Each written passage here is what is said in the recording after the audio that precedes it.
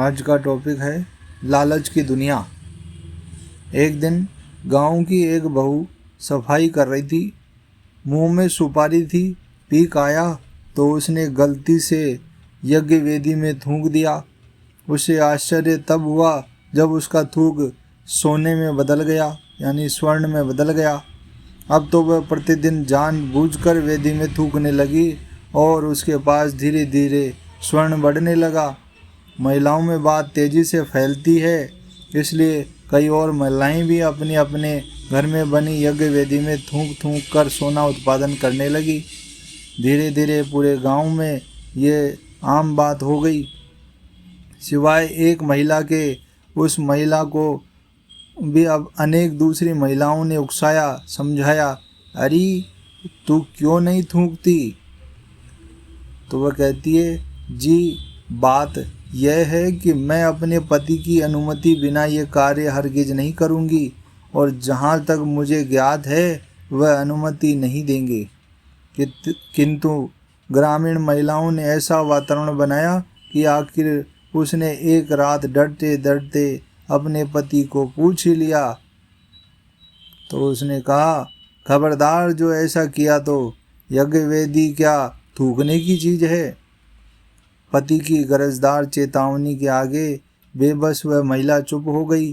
पर जैसा वातावरण था और चर्चाएं होती थी, उसने वह साध्वी स्त्री बहुत व्यथित रहने लगी।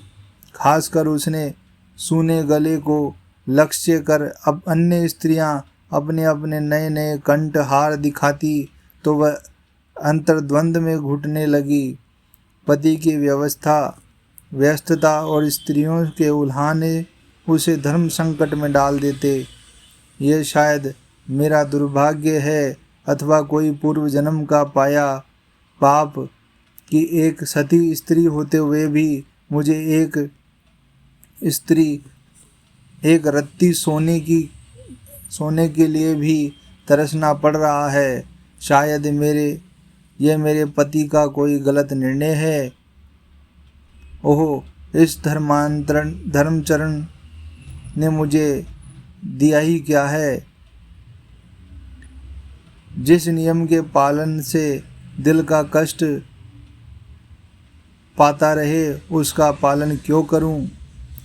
और हुआ यह कि वह बीमार रहने लगी। पतिदेव इस रोग को समझ गए और उन्होंने एक दिन ब्रह्म मुहूर्त में ही सपरिवार गांव त्यागने का निर्णय ले लिया। गाड़ी में सारा सामान डालकर वे रवाना हो गए। सूर्योदय से पहले पहले ही वे बहुत दूर निकल जाना चाहते थे, किंतु अरे ये क्या! जो ही वे गांव की काकड़ यानी सीमा से बाहर निकले, पीछे भयानक विस्फोट हुआ। पूरा गांव धूं कर जल रहा था। सज्जन दंपत्ति अवाक रह गए। अब उस स्त्री को अपने पति का महत्व समझ आ गया। वास्तव में इतने दिन गांव बचा रहा तो केवल इस कारण कि उसका परिवार गांव की परिधि में था। तो इससे शिक्षा मिलती है, धर्मांतरण करते रहें। कुछ पाने के लालच में इंसान बहुत कुछ खो बैठता है, इसलिए लालच करने से